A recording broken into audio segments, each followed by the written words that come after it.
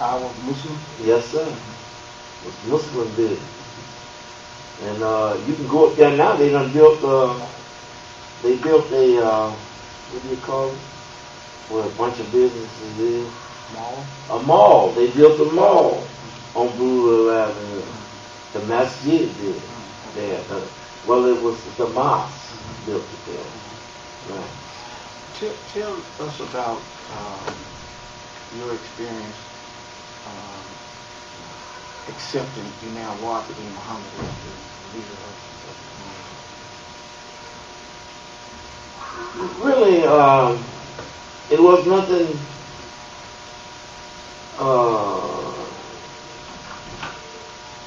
what you would say big thing. The messenger said he was going to be. You see, if you know that I said what a lot of people don't say, that Elijah Muhammad was the messenger of Allah.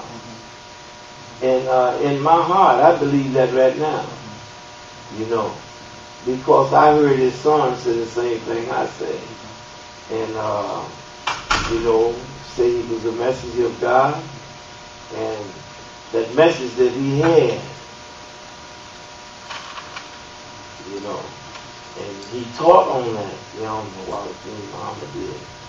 You know, he said, I ain't going along with no stuff about no fellow being God or nothing. You know, and after he cleared it up, then nobody go along with it. You see. But so his dad, smooth transition. Right. Well, the Elijah Muhammad is a man with a 4th grade education. He come up against a lion, brother.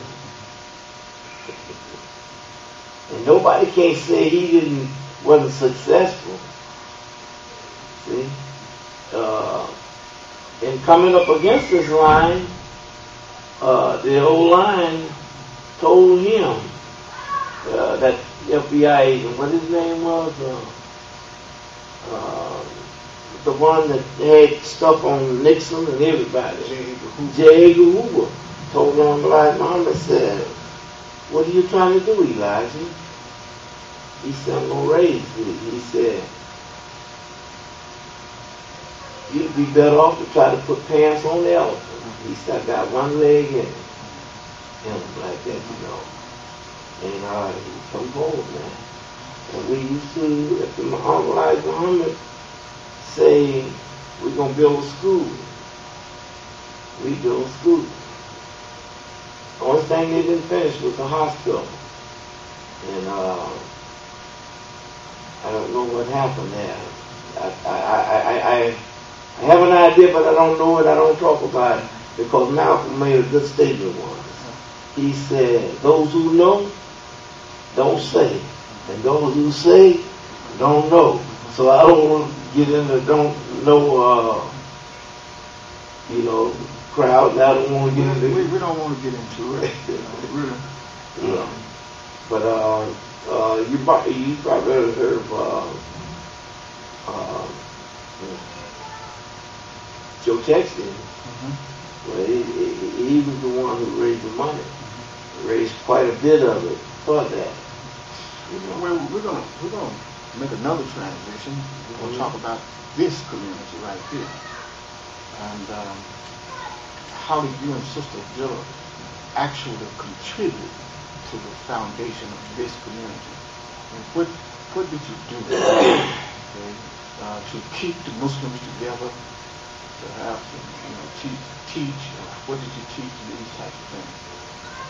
We had a very shrewd minister here. What was his name? His name was Wendell Sharif. He was, a lot of people didn't like him, but he did a good job by himself. He had pretty near 100 brothers and over 60 sisters and quite a few children when I come here. And he did it by himself.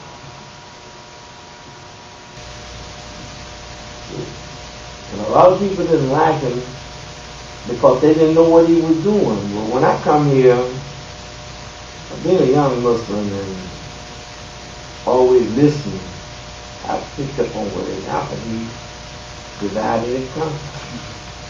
You know, that's the way he did it. And you can see a little bit of that touch of that in all of the Muslims who was around him. They worked out of that bag a lot of times. But he was some of the finest Muslims I ever run into, brother, other than in Boston when I got here. They treated us, me and my family, very fine. And the brothers, they really good brothers who were with me. Right today, they treat me like I'm still a captain, and I ain't been a captain in 30 years. You know, and they very nice to me, very good brothers. They, when they do things, they never forget me. You know, and I thank them for that. And I would never forget them. You know, if it came to defending them, I'll defend them with my life. Muhammad told us, your life, your sacrifice, and your death is all for Allah and the Muslims. So don't be afraid. Don't turn your back to the enemy if you never get in that position. You in many cases, when Imam Washington Muhammad came about in our community, throughout the nation seems to gravitate in different directions at one period in time. But you were always there defending Imam Washington Muhammad and continuing to establish this community. And I know Sister Ability is too. Well, about that. the Honorable Muhammad sit down and talk to me. He said, brother, he said, you know where you going? I said, that's how I'm born and raised back there. He said, well, you remember this. They killed him in Egypt, and they buried him in Memphis. I didn't know what that means when I first read it. You know, he said, Memphis is the front porch of Islam. He said, and no matter what nobody do and how they raise up throughout this country in America, he said, until you can cross the front porch, it won't be long. This was that problem, but cause and why we still have a problem. Nobody has crossed the front porch yet. We got almost over there, we have. And we headed over there. This group in Memphis is a good group that is defending Islam. It looks like they ain't doing it like it should or ought to be done. We have one of the greatest imams on the planet, but with me, I give my life for him any day. He's all right with me.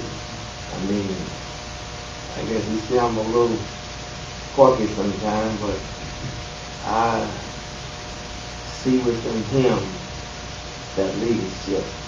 And he done more for Memphis than any female come here. You know, it don't look like it made it to some of them because they don't know what progress is. And you know, I mean, educational-wise, you know, when you look at people do things, you know, he's very creative. He do things, he don't do them like everybody, but that ain't how you get things done. What made Elijah Muhammad so dynamic, he did things. See? And sometimes you see a man doing what your leader did, and you know he's trying. And he's up to doing right, you know. And the only one was being Muhammad, though, brother. He was a brilliant man. He was a brilliant man. I remember the first time I saw him in Philadelphia. He was coming into the mosque. And one of the brothers told me, he said, look, brother, look. said, that's the Elijah Muhammad's son, that's the minister here. Said, that's Washington Muhammad. I said, yeah. And you know, I looked at him, I said, he ain't no son of Elijah Muhammad. He had a big raggedy black overcoat on, and he was dressed in a funny looking suit. And he had an afro. No other Muslims have afro. And he come in and he taught that night, and he said, I think he did it in my mind straight. Maybe I think how he said. But anyway, he told us all that Master Prophet Muhammad was not God. You know, and he explained some things about God. He touched on some of the things that brother touched on today. You know. Yeah. Yeah. But Imam W.D. Mohammed, brother, you knew his community. If they were poor, he'd be poor with them. And didn't have to be poor. That's what I meant when I said how he was dressed. See, I ain't gonna put nobody on the spot, but some of the brothers, his brothers, had diamond rings this big, you know, and wear them fancy suits and alligator shoes and all these things like this here. And he was always quiet.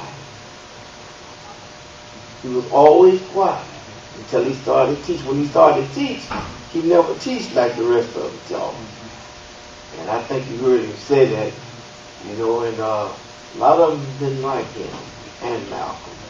They didn't like the two of them, you know. Which is bring us to a point about Malik Shabazz. I think, if I'm not mistaken, there was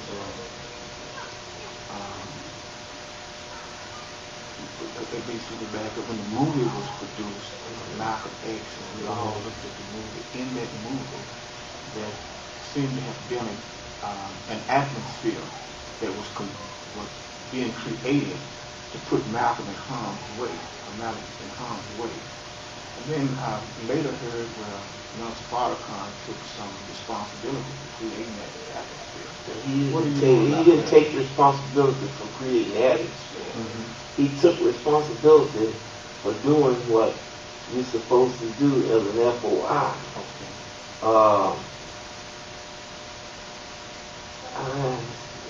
I don't want to remember them all right now, but you see, it says to take charge of my post and all last year's properties in view, to be especially watchful at night, see, to walk my post in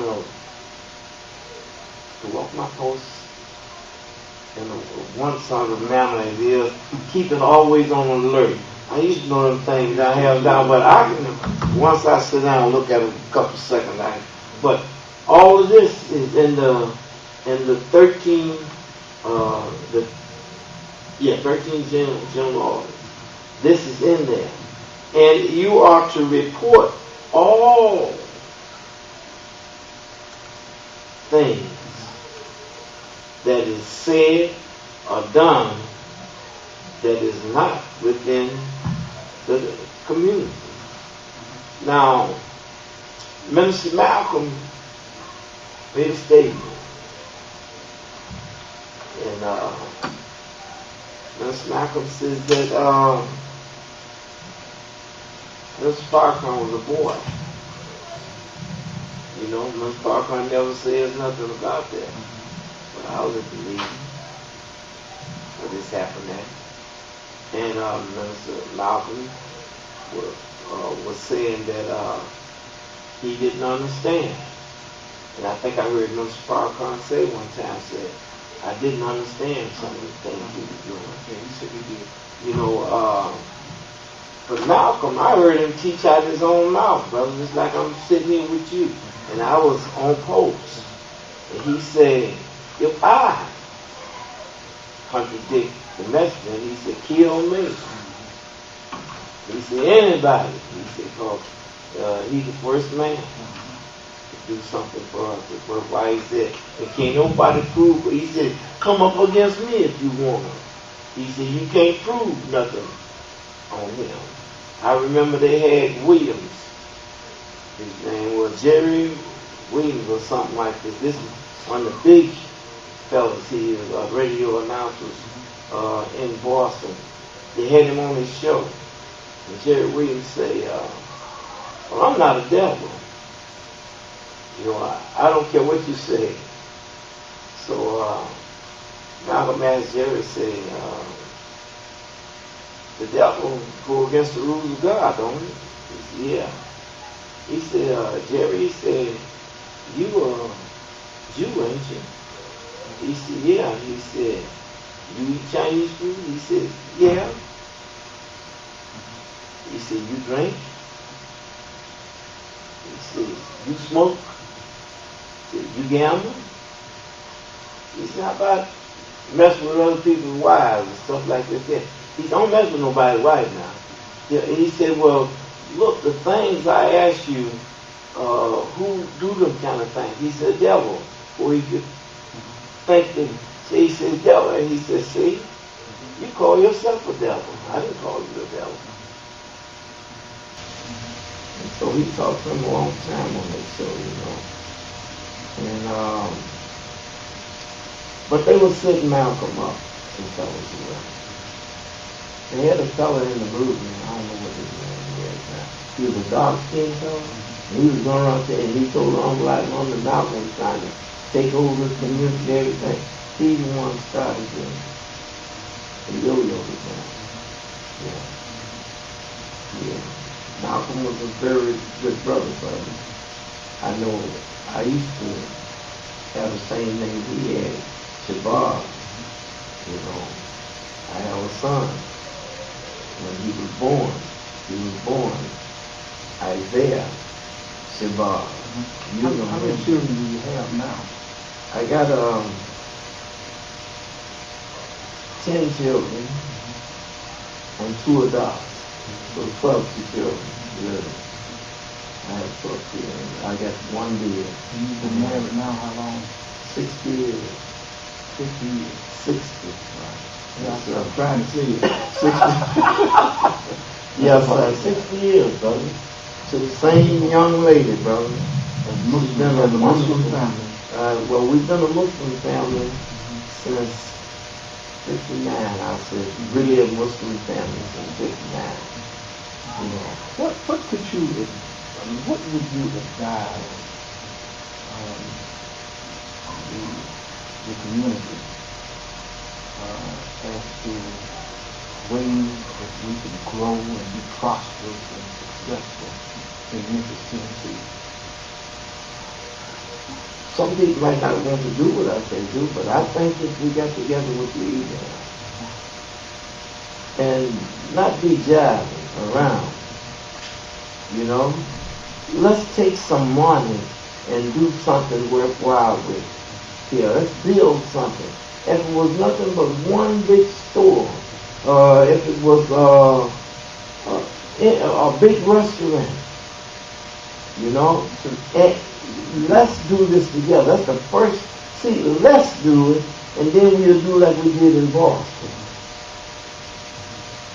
Brothers who got the money here back, take some of it out and then go open up some business. Don't be scared to open up business. We follow the greatest leaders there is and there was, and we got the best God of all the gods. And we can do anything we want to do. I told you, the messenger said, used to always say to us, he said, we stand up and holler for him and everything when he come in. And he sits down like that, he said, up you black, united black nation, you can accomplish what you wish. He said, black woman, you keep your clothes on. He said, black